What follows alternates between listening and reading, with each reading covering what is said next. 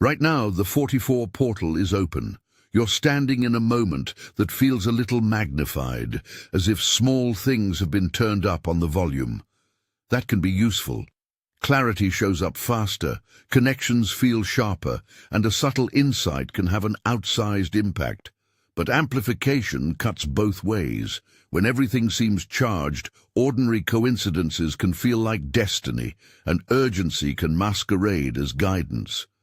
If you want to move skillfully through this, you need to know the strange risks that tend to surface when meaning gets amplified. Unlocking the mysterious portal. 8. Strange risks you can't ignore. This day can work in your favor if you don't fall into the traps.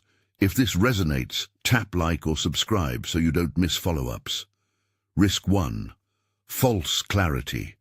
Explanation.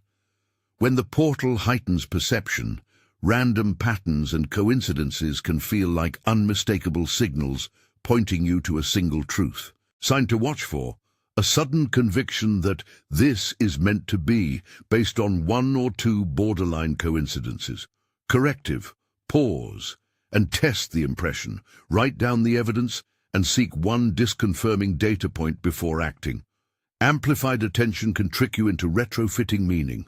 You may notice a number, a phrase, or a chance meeting and feel certain a new door has opened. That certainty is not invalid. Sometimes it's accurate, but it's brittle if built on a single thread. Treat the initial flash like a hypothesis, not a mandate. Ask yourself what would count as proof against this reading. Give the impression time to show its shape. Risk 2. The pressure trap. Explanation. The sense of now or never grows louder during heightened days, turning careful choices into forced leaps. Sign to watch for: a physical tightening, shallow breath, racing mind, or insistence that you must decide immediately. Corrective: slow the tempo deliberately. Limit choices to one measurable experiment you can run in days, not weeks. Pressure feels urgent because the portal amplifies stakes. But action taken under pressure often substitutes motion for discernment. Instead of full commitment, create a tiny test. Call it a 2-week pilot, a short conversation, or a 48-hour window to gather more information. That short buffer preserves momentum while protecting you from irreversible moves made under the sway of amplified meaning. Risk 3. Performance over presence. Explanation. When a day seems charged, you may feel compelled to look transformed rather than actually be transformed, leaning into presentation at the cost of honesty. Sign to watch for: editing your words or actions to satisfy others' expectations, or rehearsing a version of yourself that feels polished but hollow. Corrective: choose one small truth to speak plainly and one private action to take without announcement. The portal tempts us with audience energy. Attention is seductive. It rewards boldness and stories. But what feels like alignment on the outside can be a performance if it's motivated by approval. The gauge of authenticity is internal. Are you aligning with what you know to be true, or with how you hope others will receive you? Prioritize integrity over applause. Risk 4. Ease isn't always alignment. Explanation. When something flows smoothly in the moment, it's easy to assume it is a sign of being in the right place. Effortless experience can be mistaken for deep alignment. Sign to watch for: a persistent belief that it feels easy, so it must be right, despite little evidence that it will sustain beyond this window. Corrective: balance the feeling with practical checks, timeline, logistics, and how the choice looks after 72 hours. Ease is valuable, but not decisive. The portal can lubricate interactions, making decisions feel natural in the moment. The question to ask is not only, does this feel good now, but will this feel coherent and responsible tomorrow? Hold ease as one data point among many. Let practical constraints and future-facing tests temper immediate comfort. Risk 5. Environmental overstimulation. Explanation. A charged day magnifies external stimuli. Noisy settings, crowded feeds, or intense group energy can scatter attention and create false impressions. Sign to watch for: feeling stretched thin after brief social interactions, or finding your focus hijacked by a dozen competing impressions. Corrective: create short, regular withdrawal points, 5 minutes of quiet, a walk outside, or muting feeds to restore clarity. Loud environments can feel validating, but they often mask what matters. The portal amplifies everything, including noise. When you step back into silence, you might discover that the loudest impressions were the shallowest. Build small rituals to reset: a brief journal entry, a single deep breath, a moment of stillness.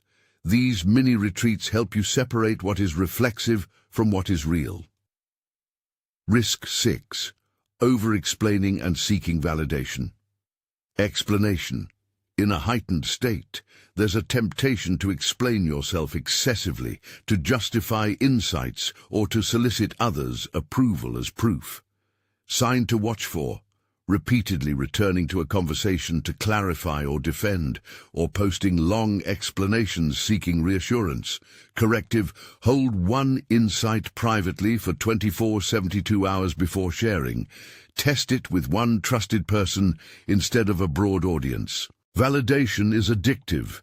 The portal can make feedback feel like confirmation, but public responses often reflect the audience more than the truth of your insight. Over-explaining also dilutes clarity.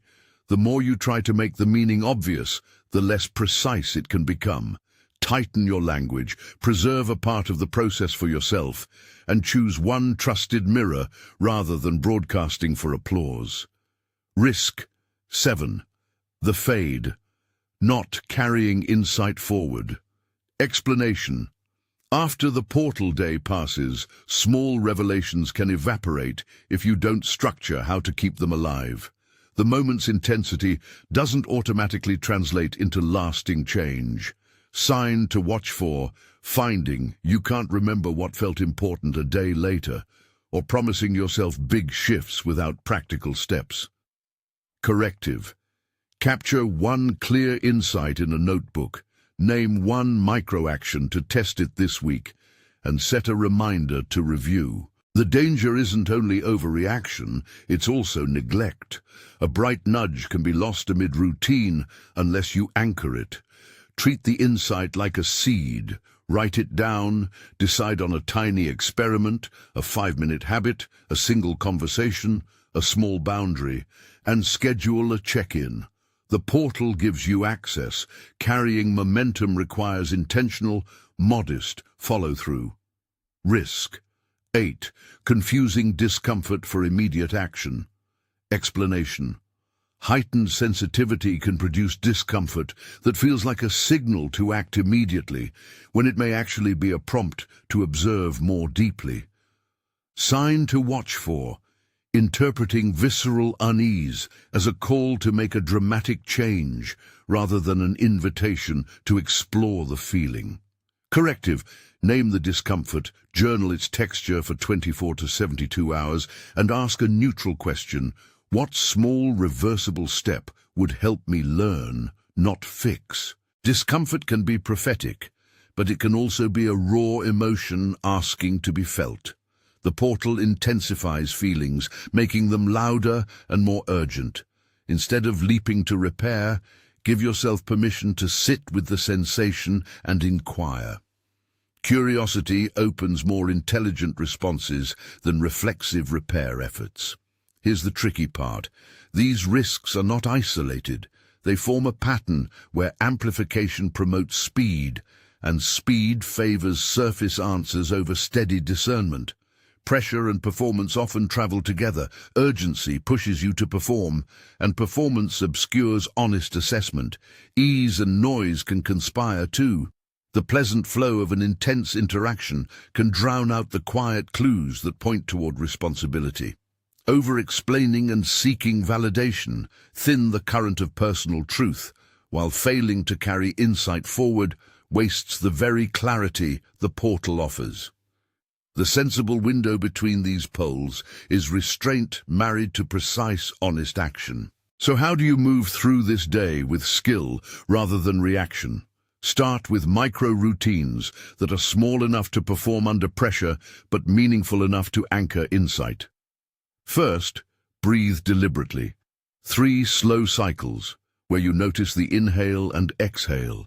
This simple reset reduces the urgency reflex and returns you to a more observant stance. Second, carry a notebook or a note on your phone and capture one sentence that summarizes what feels important right now. Keep it short and non-judgmental, a raw observation, not a plan. Third, set a modest waiting rule. Give major decisions 24 to 72 hours before committing. That doesn't mean paralysis. It means running a tiny test or collecting one more data point. For example, if a conversation today leaves you convinced you should change careers, don't hand in your notice. Instead, write down what specifically feels wrong about your current role, schedule an informational chat with someone in the field, and set a 2-week trial habit that aligns with the perceived direction. If the insight persists after these small steps, you'll have built evidence without sabotaging stability. If the insight fades, you'll have avoided a costly impulse. The portal's gift is permission to notice. Your job is to translate that permission into careful experiments. Another practical habit: pick one trusted person to run ideas by, not to get permission, but to test whether your reading is disproportionate. Choose someone who will name uncertainties with you rather than amplify excitement. Keep that exchange short and focused. Present your one-sentence insight, ask what would count as disconfirming evidence, and listen. Often, an external perspective helps you see whether you're mistaking volume for validity. If you're worried about public exposure, practice a private first rule. Hold your insight privately for 24 to 72 hours. Use that time to journal, breathe, and test. Then, if you still want to share, do so from a clearer place.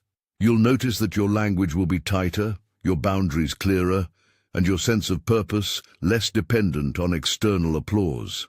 A small experiment you can run this week. Choose one insight that arrived during this portal and create a 72-hour plan around it. The plan should be reversible, measurable, and tiny.